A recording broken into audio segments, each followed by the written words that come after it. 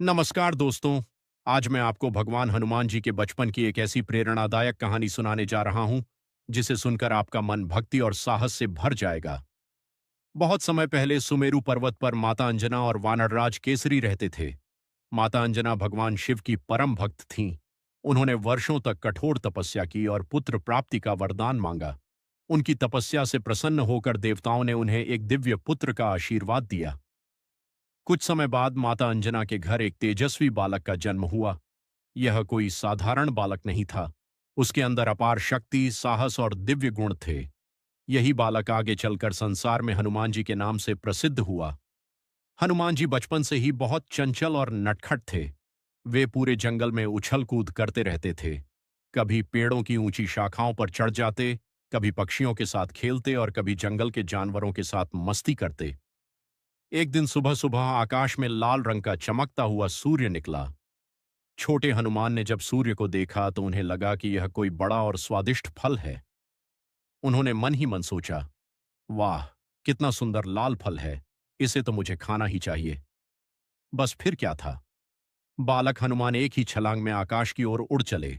वे बादलों को पार करते हुए तेजी से सूर्य की ओर बढ़ने लगे। उनकी गति इतनी तेज थी कि देवता भी आश्चर्यचकित रह गए।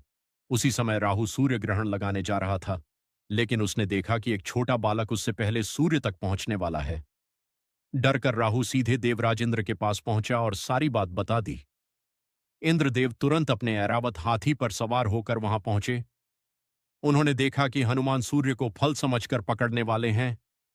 सृष्टि की रक्षा के लिए इंद्र ने अपने वज्र से हनुमान जी पर प्रहार कर दिया।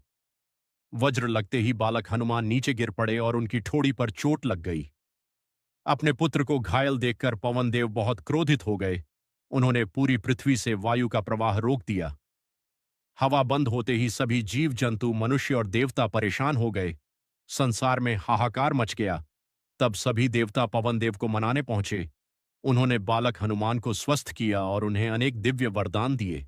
ब्रह्मा जी ने कहा, तुम्हें कोई अस्त्र शस्त्र नुकसान नहीं पहुंचा सकेगा। इंद्रदेव बोले, मेरा वज्र भी अब तुम्हें कभी हानि नहीं पहुंचाएगा। सूर्यदेव ने उन्हें ज्ञान और बुद्धि का वरदान दिया। अग्निदेव ने कहा, अग्नि तुम्हें कभी नहीं जला सकेगी। वरुण देव ने जल से सुरक्षा का वरदान दिया। यमराज ने उन्हें दीर्घायु और निरोग जीवन का आशीर्वाद दिया। इन वरदानों के कारण हनुमान जी अत्यंत शक्तिशाली बन गए। लेकिन बालपन की शरारतें अभी भी कम नहीं हुई थीं। वे कभी आर्षियों के आश्रम में पहुंच जाते, कभी उनके कमंडल छिपा देते और कभी ध्यान करते हुए आर्षियों के सामने खेल कूद करने लगते। एक दिन कुछ आर्षियों ने प्रेमपूर्वक उन्हें समझाया, लेकिन जब शरारतें नहीं रुकीं तो उन्होंने कहा, वत्स, तुम अपनी शक्तियों को भूल जाओगे। जब कोई तुम्हें याद दिलाएगा तभी तुम्हें अपनी शक्ति का स्मरण होगा।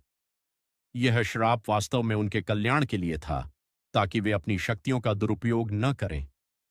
समय बीतता गया। हनुमान जी बड़े हुए और भगवान राम से उनका मिलन हुआ। जब माता सीता की खोज के लिए समुद्र पार करना था, तब जांबवान ने उन्हें उनकी शक्तियों का स्मरण कराया।